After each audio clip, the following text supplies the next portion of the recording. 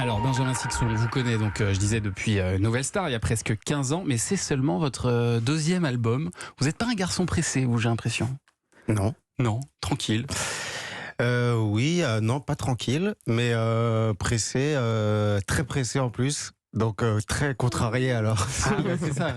Non, mais j'ai besoin de temps pour... Moi, je crois beaucoup aux obsessions. Alors, il faut que les idées, elles reviennent plusieurs fois avant de me dire que c'est la bonne. Donc, ça prend un peu plus de temps, peut-être. Oui, et puis il faut dire que vous avez aussi tourné dans pas mal de films. Et ça aussi, ça vous a pris du temps. On va en parler aussi de cinéma. Mais là, d'abord, vous revenez à vos premiers amours, le jazz. Votre nouvel album s'appelle Saxophonia. Un petit extrait pour se mettre tout de suite dans l'ambiance. On est déjà passé par là. Pour moi, c'est évident. Tu n'as rien retenu. Alors vous allez me dire si je me trompe, mais moi j'ai entendu un peu de Nougaro, un peu de Salvador, du Jonas aussi, et bien sûr. Ça fait partie de vos sources d'inspiration, tout ça? Alors, Pas spécialement, vous pouvez me dire non. Hein. Bah, je les ai beaucoup écoutés, Ouais. les trois, à des moments très différents aussi, je pense, dans ma vie. Mais dans l'écriture, je pense pas que je me suis dit ça. Ouais. Maintenant, je pense que ça fait partie c'est dans ma tête, quoi. Ça, c'est C'est sûr. ça, c'est Oui, ça. oui. Et c'est finalement un disque qui vous ressemble peut-être plus que le premier que vous aviez fait, qui était plus pop. Oui, c'était très pop, très froid, mais j'aimais bien parce que c'était effectivement, ça ressemblait peut-être moins à ce que j'avais l'habitude de faire, mais ça m'amusait bien. Et là, je sais pas, il y a peut-être aussi avec l'âge, on se dit qu'on va plus vers ce qu'on sait faire. Et puis Oui, aussi oui, dans la manière de faire, parce que vous avez enregistré ça un peu à l'ancienne. On va en parler tout à l'heure avec Karima, mais c'est donc dans un château là, mais surtout tout en direct, sans fioriture, sans Oui. boîte à rythme. Voilà, exactement, avec beaucoup moins d'artifices, ou alors Ouais. avec des artifices peut-être plus simples. Et c'était jouer sur l'espace, l'acoustique d'une pièce, et donc l'espace entre les musiciens, voilà, plus que sur des effets quand on branche des choses dans des amplis avec des pédales, des machins. C'est ça. Donc Il n'y a rien d'électronique là. il n'y a rien. Il n'y a pas une boîte à rythme, il n'y a rien. Et c'est ça qui me plaisait beaucoup, de pouvoir rejouer ça, mais comme avec cette idée de la fanfare qui marche et voilà, qui joue en même temps. Donc de ne pas avoir besoin de se brancher pour faire de la musique, quoi, et encore moins avoir besoin d'ordinateur. Même si on enregistre avec des ordinateurs, bien sûr. Oui, Mais bon. évidemment. Et c'est vous qui jouez de la guitare sur l'album. Hein. Pas tout, il y a pas tout. Il y a Pas tout. Ludovic Bruni qui joue aussi. D'accord. Il y a une contrebasse aussi, Voilà. des percussions et bien évidemment des saxophones. Oui. Je sais que vous jouez du violon depuis que vous avez 2 ans et demi. Non. C'est vrai ça? C'est Non, pas non. vrai? Parce que je Quand me dis à j'ai 2 ans joué et demi, ça doit pas être audible du violon. ça devait être horrible. Non, j'en ai joué, oui, quand j'étais tout petit, mais j'en joue plus du tout depuis très longtemps. Je serais incapable de sortir un son. Et alors du saxo, jamais? Et encore moins. Alors là, pour le coup. Mais vous avez une passion quand même pour cet instrument. J'ai une passion pour les ensembles de soufflants, comme on dit, de vent, quoi, des fanfares, en tout genre. Et voilà, et puis ça s'est resserré sur le saxo à cause d'un album de Moondog où je me suis rendu compte que j'écoute beaucoup et où il n'y a que des saxos dessus. Et donc ça m'a fasciné, je trouvais ça très cool qu'il n'y ait que des saxos. Donc l'idée de la fanfare que j'ai depuis 10 ans, c'est resserrer un ensemble de saxos à la toute dernière minute. Et c'est pour ça que ça s'appelle Saxophonia et c'est à découvrir, ça vient de sortir. Alors pour mieux vous connaître, on va adresser, Benjamin, votre portrait sonore, quelques petits extraits qui devraient vous rappeler de grands moments de votre vie et de votre carrière. Voici le premier.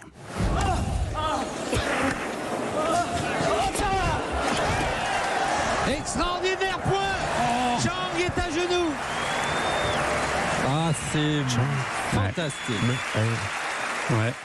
Je sais que vous avez une passion pour le tennis. Est-ce que vous reconnaissez cet extrait? Est-ce que c'est contre Muster en 95? Ah, j'étais sûr qu'il allait trouver. c'est fort, C'est ça. C'est vrai. Qui faisait les commentaires? Jean-Paul Lotte, Ouais. que j'ai rencontré récemment, qui est génial. Et alors, j'ai pas reconnu l'autre. Michel Drey. Ouais. Désolé. Non, mais c'était Michel. ça m'a amusé parce qu'on partage la même passion au même moment, à la même époque. Par contre, c'est à une partir époque. de 2000. C'est ça. Après, vous êtes largué. Ah oui, vraiment. Mais parce que Je vous avez connais joué. plus personne. Mais alors vous, la différence entre nous deux, c'est que moi, je jouais assez mal du tennis, mais vous avez presque. Moi, je jouais bien, voulu devenir mais, pro, quoi. Oui, mais je sais pas si je serais devenu pro de toute façon. Après, non, mais j'ai dû arrêter à cause d'une blessure, mais bon. À 15 ans, c'est ça? Oui, Dans ces 13 ans.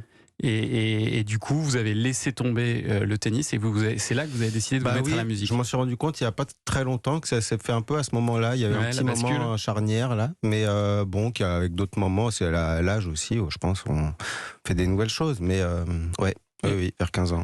Grâce aussi un peu à votre mère qui vous faisait écouter des standards, c'est ça ? De jazz, oui, et de gospel et de blues. Mais ça, c'était avant, c'était vraiment quand j'étais tout petit. Donc très vite, j'ai tout de suite aimé ça, quoi. Et donc après, rapidement, je suis allé chercher, moi, de mon côté, de nouvelles choses musicales, quoi, oui. Et puis, quelques années plus tard, il est arrivé ceci.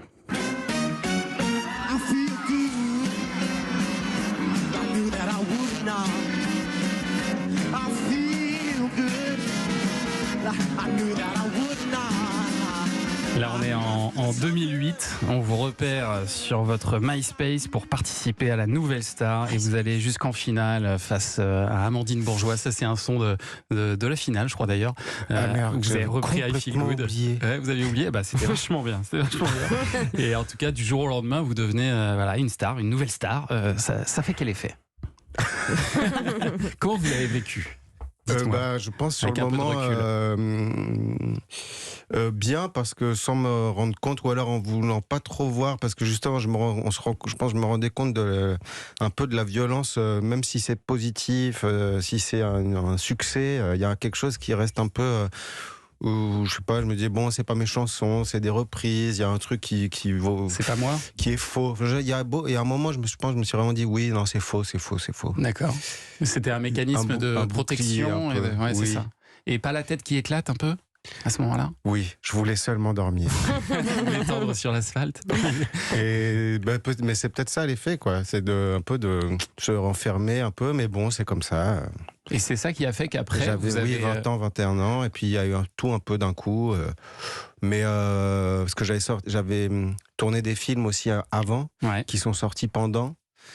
Donc il y a eu tout en même temps. Oui, et puis en fait c'est toujours comme ça un peu depuis. Il y a rien et puis tout et rien et tout. C'est des périodes, c'est ce métier, je crois, qui est comme ça. Donc ça a commencé bien. Je me suis bien rendu compte de ça. Une bonne décharge rapidement. Ouais. Et alors le titre que vous faites au casting de Nouvelle Star et qui met tout le jury d'accord, c'est Just the Two of Us, un classique de Bill Withers que vous avez accepté de rejouer ce matin pour les auditeurs d'Europe 1.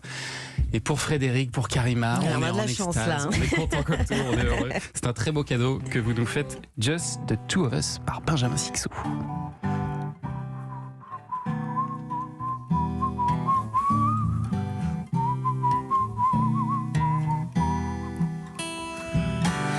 I hear the crystal raindrops fall, and the beauty of it all is when the sun comes shining through